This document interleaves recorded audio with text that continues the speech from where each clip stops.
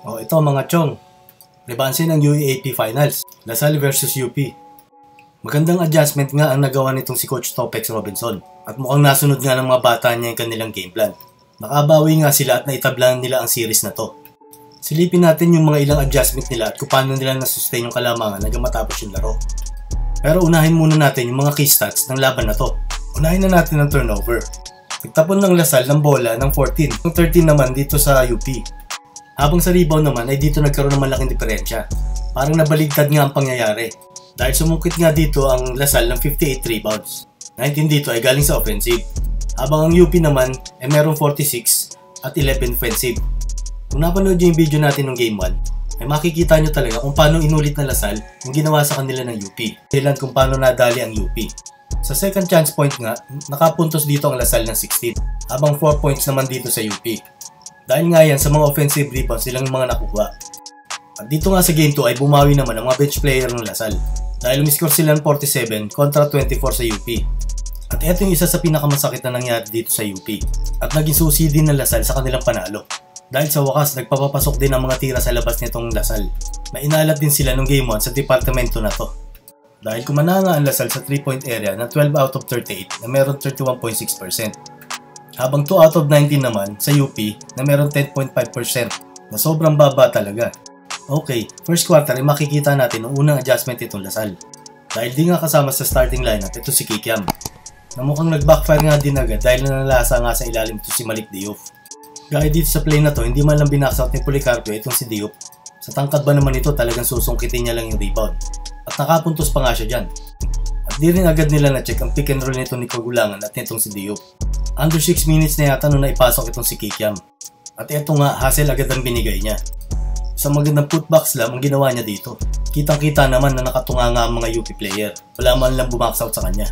Tignan nyo mga chong, bigla na lang siya sumulpot dito. Galing nga sa labas. Na dapat sana ibabox out siya dito ni Kagulangan.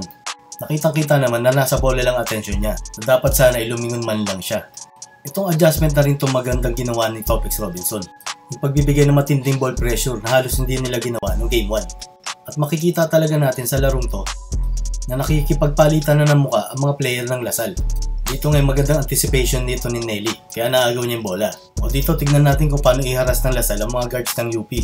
Gantong-ganto rin naman yung ginawa ng UP sa kanila noong Game 1. At magandang hugot nga rin ni Topex dito kay Ben Phillips. Dahil makikita nyo dito yung hustle niya at physicality na hindi makikita sa stat sheet. Gandang depensa niya nga dyan kay Lopez kaya nabutatan ng batang Phillips. At pagdating nga ng second quarter ay pumapasok na ang tira sa labas nitong mga player ng Lasal. Lalo na ang mga tira nito ng Escandor. At dahil nga sa dalawang 3 points nitong si Escandor ay gumanda ang spacing ng Lasal. Kaya nakahanap naman ng butas itong si Austria. Pansinin nyo sa pag-atake niyang to. Bukas na bukas yung gitna. Dahil nga mainit itong si Escandor at may tira sa labas itong si Kikiam, nahihirapan ngayon mag-commit yung mga bantay nila para magbigyan ng help defense. At naiwan pa nga si CJ Cancino kaya sumabit pa nga ito. O dito si Austria ulit. Umatake na naman sa loob at naiwan niya nga yung bantay nito. Pansinin nyo nga dito si Cancino. Hindi na uli makapag-commit dahil nga ang tao niya ay si Escandor. Sabit na naman yung bantay at counted na naman ito. At ito lang yata yung field goal ng UP sa second quarter. Galing pa sa 1v1 nitong si Cancino. At natapos nga ang first half na lamang ang Lasal ng 7. At pagdating nga ng third quarter, uminit naman ng mga kamay nitong si Joshua David. Kumana nga ito si Joshua ng off the bench ng 12 points at meron 4 out of 6 sa tres. At isang factor din ng pagkakapanalo ng Lasal ay yung presence din ito ni Kikiam. Sa laban na to kasi makikita mo yung hustle niya, pamimisikal niya sa ilalim at yung depensa niya. Tingnan nyo dito kung paano niya ibigay yung katawan niya para maibigay yung screen dito kay Phillips. Isa rin yan sa mga kinulang sa kanya ng Game 1. Ito pa isa, talagang nakikipagbardagulan siya dito kay Diop at sa mga ibang bigs ng UP. Kaya nakanakaw na naman dito si Phillips. Tignan nyo rin yung timing niya sa pagbibigay ng help defense. Ganda nga ng pagkakasupalpal niya dito kay Lopez. Ibang presensya nga ang binigay nito ni Kikiam sa ilalim. May 3 supalpal siya sa labang ito. Dahil nga sa depensa niya sa ilalim ay nababago na ang tira ng mga kalaban.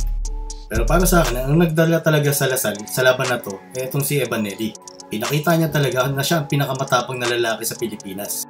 Yung composure niya buong laro, pagbibigay ng pressure sa mga guards ng UP, at yung kanyang playmaking ang nagdala sa Lasal sa laban na to.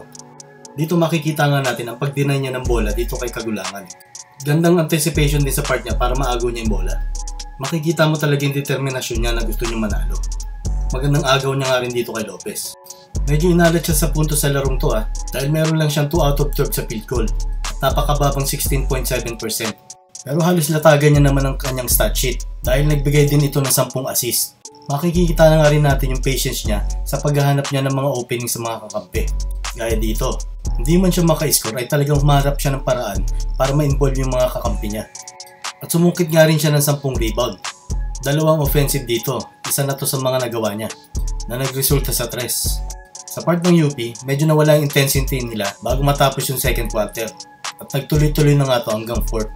Napakarami rin tira nila na persado. Marami rin silang possession na halos nagkanya-kanya sila. Nawala nga yung kanilang ball movement at player movement. Kaya nagre-resulta sa mga gantong eksena.